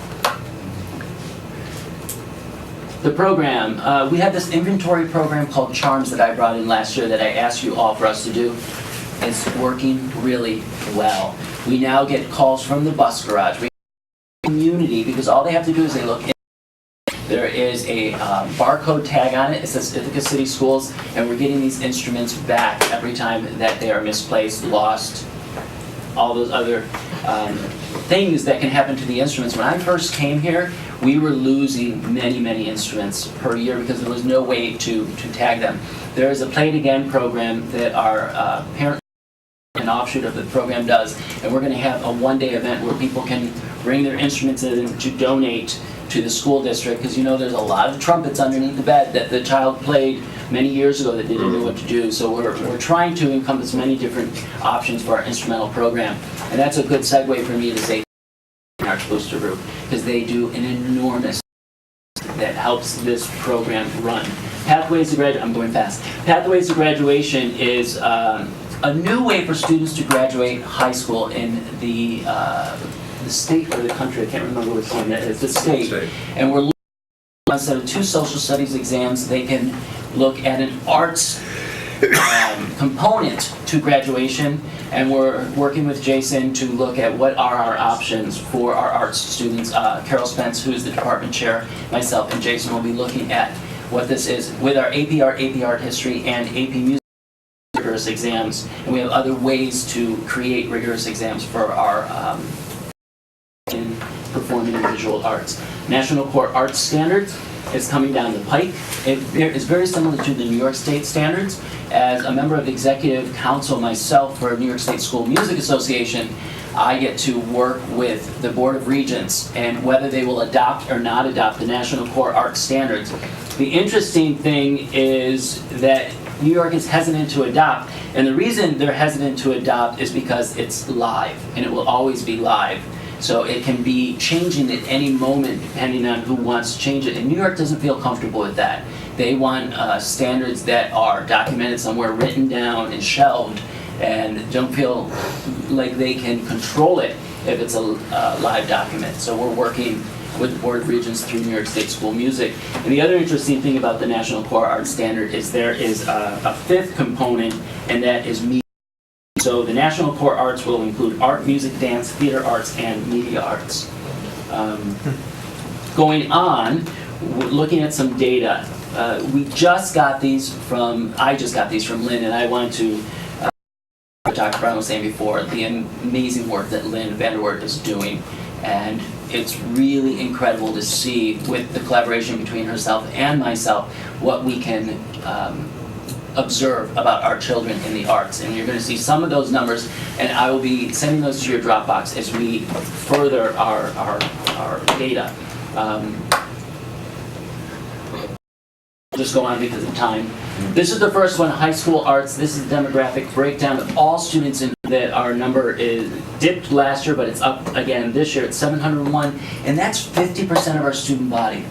That's unheard of for an arts program to have 50% of student body participating. You can also see that we are slowly ticking up our participation rates, which is very important to me. And I think that is very important to this district, and we will continue to gauge what is going on. As you look at special ed, I'm very curious. Like I said, I just got these from Lynn and I'm curious what 10 to 7 means, and she and I will look at that. Sometimes it's a blip, sometimes it's a reality, and I don't know what that is yet. And then we also looked at the data just for our music program, and you'll see that we have 300 students involved. I actually came up with 301, and that's about 22% of our student body. And again, nationally, you have between 10 and 15% of your student body participating in a high school music program. And Ithaca High School has 22%. That's pretty incredible. And again, very, very pleased with these numbers as we look at last year to this year, and especially the first year to this year. I know at some point we're going to plateau. Part of me was worried with some of the numbers that we would plateau this year, but we haven't, so I'm really excited about that. And the next slide is really, really an incredible affirmation to my staff and the restructuring that we've done. We have 769 fifth graders involved in our 8 elementary schools. I know this is high school, but I had to share that because this is I couldn't go without, because everything leads to something. We're moving up. Jason will get them eventually. And these just excite me beyond words. And also, our next slide talks a little bit about how students are performing in It's a great slide. ELA, math, and reading. Let me say that when I speak to my caregivers, I get up and I do my curtain speeches. I always say we study music and art for the sake of music and art, and I truly believe that, and I hope that you understand my vision there. A student who studies music does it for the love and the passion of music. However, it's pretty incredible to see what this is doing. We know full well, and now we have the data to prove it year after year, that when a student studies the arts, this only will enhance everything else that they're learning. And we were talking about it a little bit before with math. Talk about, well, what is it that is going to keep them involved and articulated in math skills and ELA skills? Music will do that. Art will do that. But these are the students who chose 3rd, 4th, and 5th grade band and or orchestra. These students are outperforming those students that aren't studying 3rd, 4th, and 5th grade. And I stopped in Dr. Brown's office and I said, one year I would love to pilot one of our schools, maybe Enfield or BJ Martin, and say, what if every 3rd grade student got a stringed instrument? Or every 4th grade if we started in 4th grade? What would that mean 6 years down the road? That's something years down we might want to look at. The impact of every child studying an instrument. Something to think about for our future. And also, I'm going to be looking at the BJM number, because that a lot also.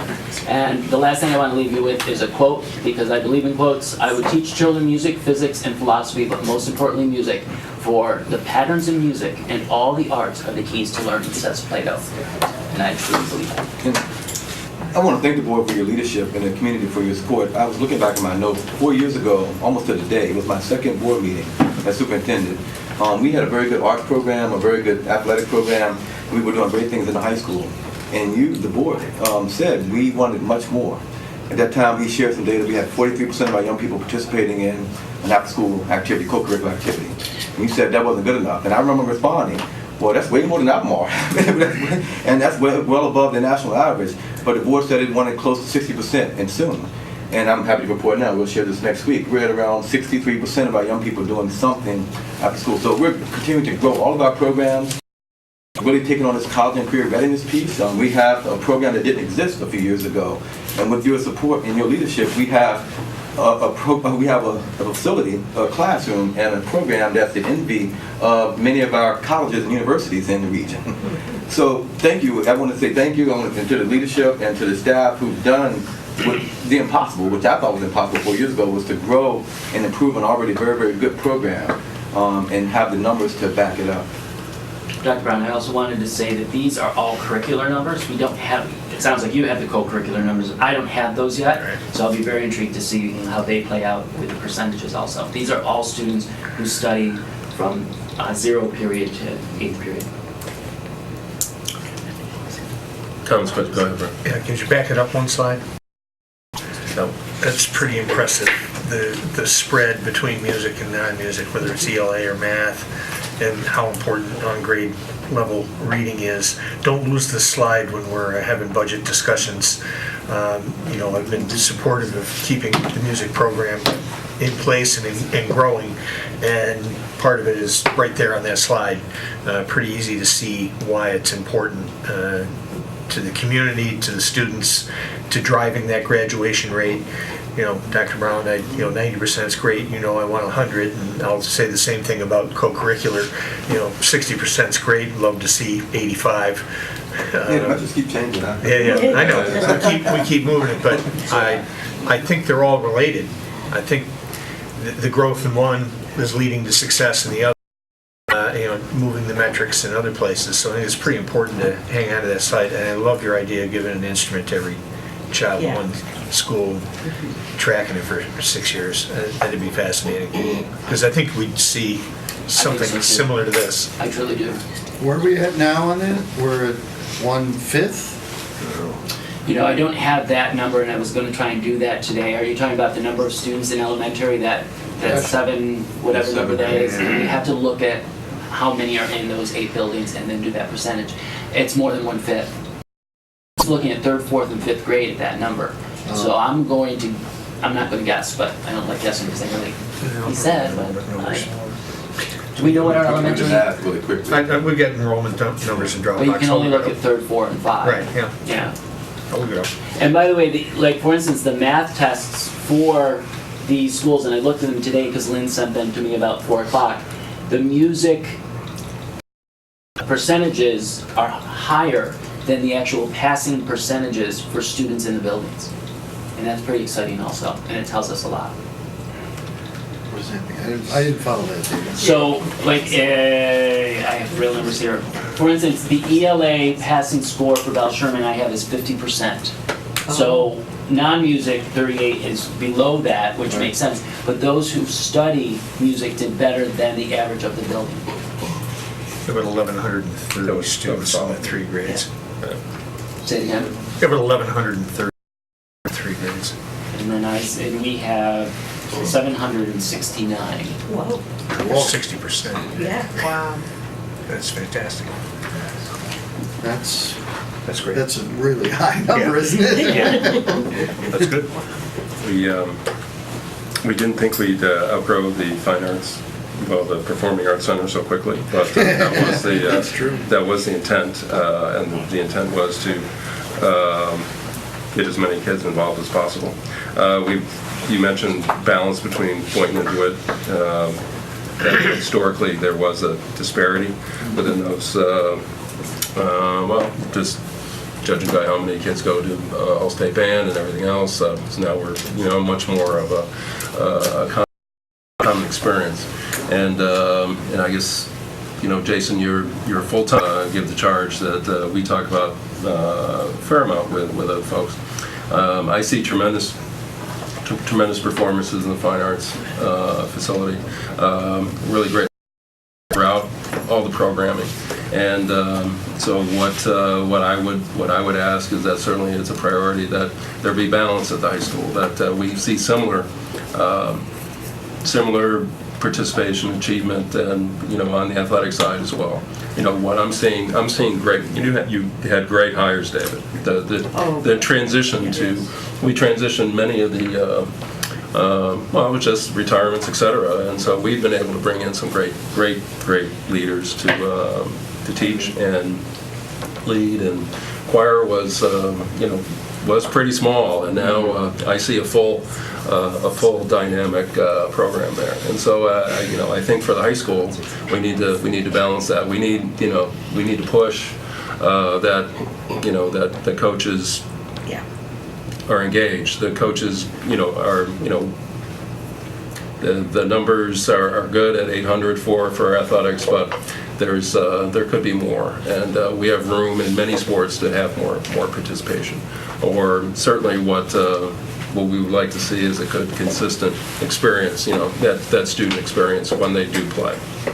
And so I think that's certainly the push, is to do what David does and the whole team on the fine arts side, but certainly replicate that. So when the student goes seamlessly balanced from athletics, when I'm playing athletics and when I go over and I play the horn concert, that I'm having a similar good experience when I'm practicing, when I'm being coached. I am being coached, so that's one concern that I've had and have had for quite a while. So I will throw that out, and since we're talking about the high school and where we want to go, but overall, certainly a tremendous number. Thank you, Mr. Trumbull. Thank you. Thanks, Jason.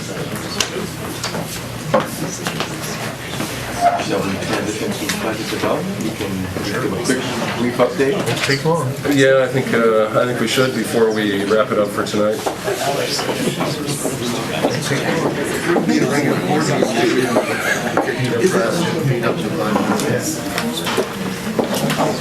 Yeah, we can't have a board meeting unless we complain about the governor. So, Amanda, we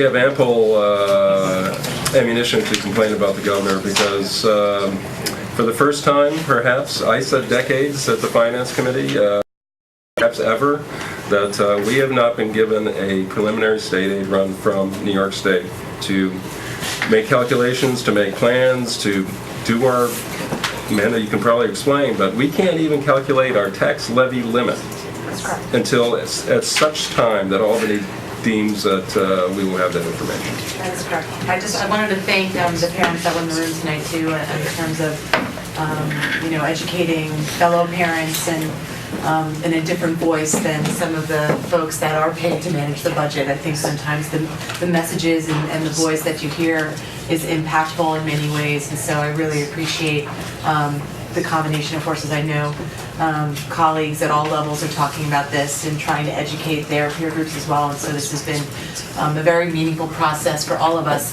I don't want to speak for doing a lot of work and really committed to a year-round budgeting process.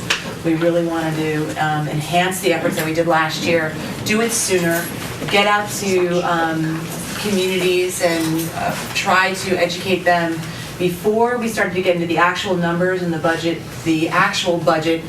but sort of stating all the factors that are coming our way. So I don't know, Dr. Landau, how many schools have we've reached so far out of? We've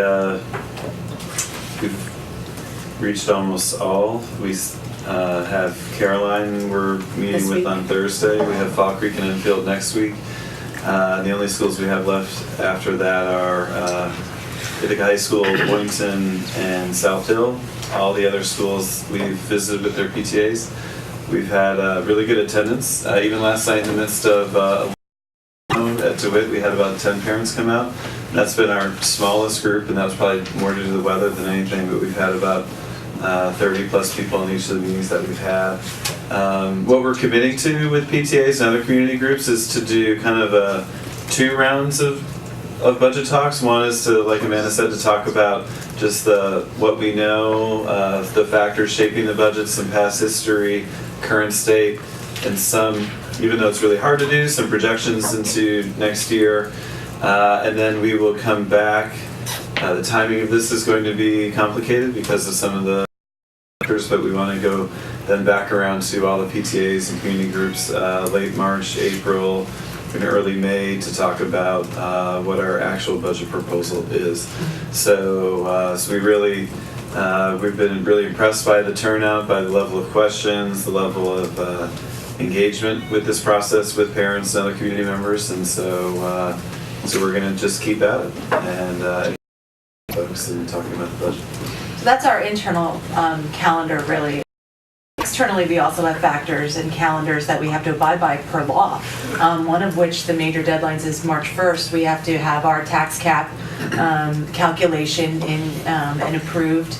And as Robert, you mentioned, those calculations are very prescribed, and there are certain factors that must be placed in the formula to be able to calculate what our levy limit would be for this community. And we've talked about in the December session, managing that, managing what we're asking of the taxpayers, managing our fund balance and reserves, how we're going to, look to revenue sources aid to be able to know what we have, then basing our expenditures off of that. It is a hindrance, a large hindrance, to not be able to know what the executive budget aid runs will be for schools, because we cannot pluck the amounts that we are prescribed to do and place them into the formulas to know what the levy amount is.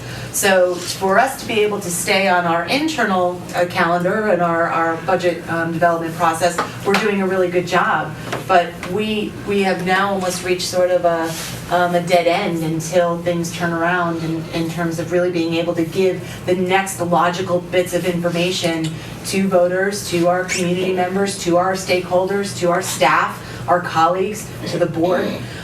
This is really a very difficult process. So, there's a point where I think all of us go out and we do our budget presentations and we say, we have no more to tell you. And that's quite frankly, very embarrassing as you sit as a school business official, not being able to say, this is what the revenue will be versus, well, I guess, I surmise, I wonder, I hope. So it's real hindrance for us.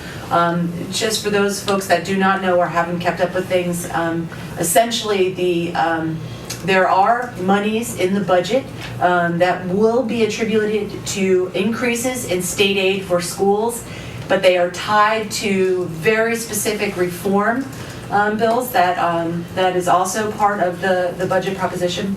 And so if those reforms are not approved, then what we are being told is that we should plan for flat state aid. So essentially, we will use the exact same state aid amounts that we are using for this current year, for next year, and for the 16-17 school year. And if those of you remember the budget presentation that we did in December and also before in October when we looked at the audit report, that means that we're actually utilizing the aid amounts that we got back in 2008, 2009. So with that being said, without a tax levy limit amount, any kind of definites in the state aid amounts, it is very difficult to calculate revenue, which then therefore is very difficult to calculate expenditures because we don't know if there is a gap, how large the gap is, if we're to the good. It's very difficult to do our job.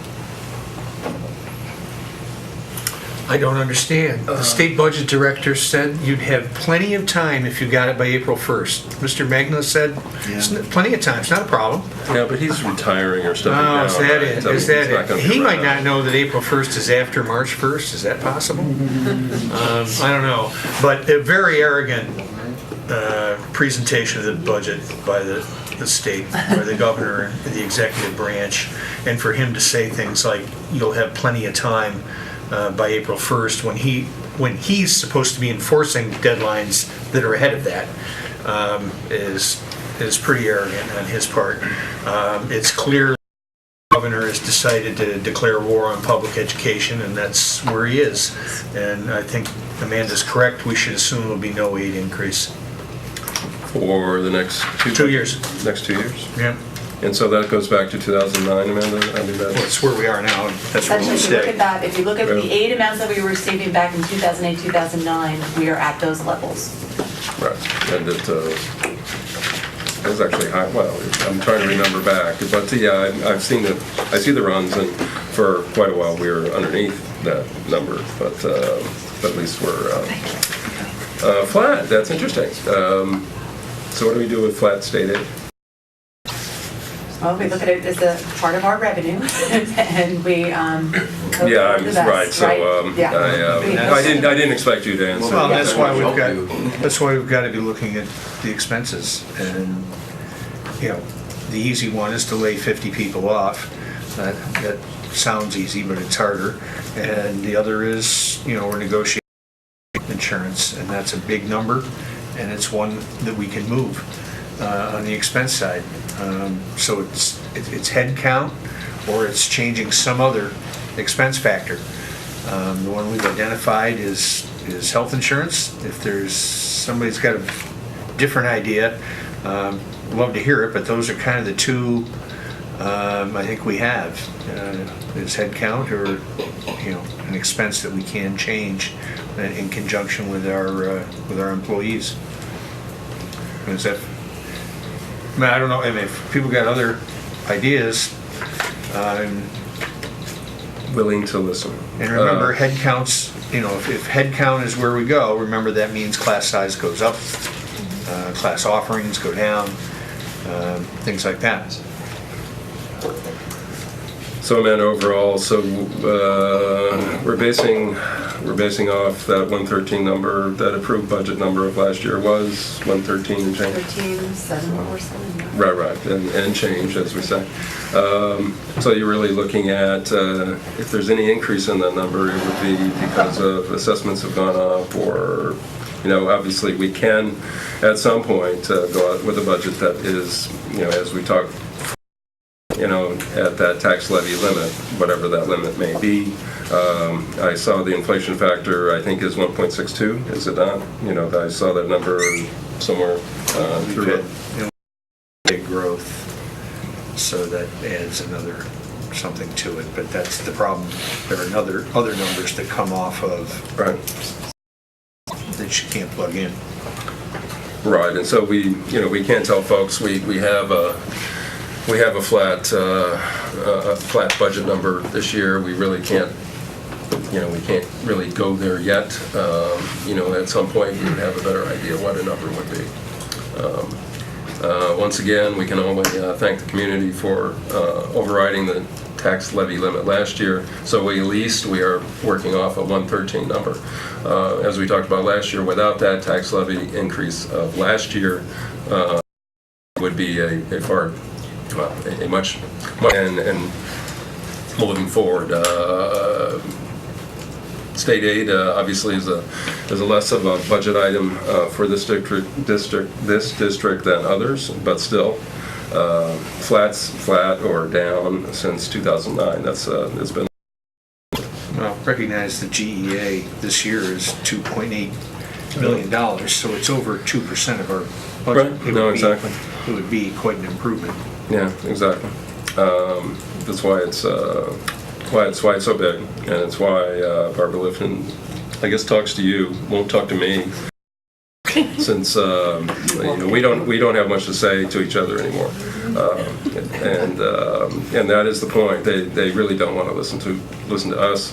Barbara Lifton's going to have to hear from a lot of parents, and not to try to sway. Barbara Lifton took a giant step forward and actually came out and said that the speaker should resign his speaker position. That was. While we were sitting here this evening, he is going to apparently step down. Assemblyman Morial of West Irondequoit is going to be the interim speaker until February 10th. And then something else happens. Still working on it. Yeah, he'll have a 1 week, apparently starting next Monday till the following Monday. When they say interim, they mean interim. So they are looking for that third man in the room. And again, that's how this budget is put together in New York State. And if the people of New York State continue to want 3 men in a room to control public education, that's what will happen. And I'm not quite sure how it works. And the guys in Albany don't really realize that our budget has to be approved by the public, but their budget is approved by 3. And frankly, Assembly people like Barbara Lifton rubber stamp it. She has said she has no power to do anything. And I will just say it again. She basically said, So we're not hopeful that this is an opportunity to chart a new path. Oh yeah, I mean, sure. This one of the three faces is changing. I don't know who it's going to be after the 10th, but somebody will be the speaker, and there'll be a new face, and who knows what it means. The Senate caucus has said, the Senate Republican caucus, the majority in the Senate, has said that eliminating the GEA is a priority. They've been consistent that way. Yeah.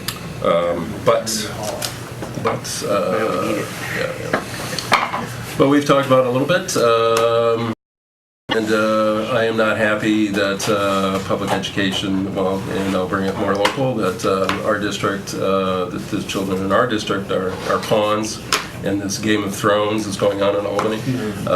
I've read the books. I don't think Andrew Cuomo has.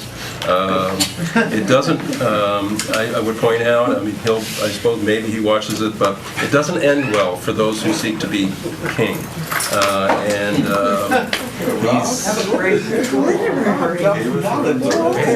Well, no. I mean, it's just. He really should read the books because it's for the guys that overreach, and he is seeking something, but he is using the kids of this district and the kids across the state to achieve not sure what, but I'll leave that up to Mr. Cuomo.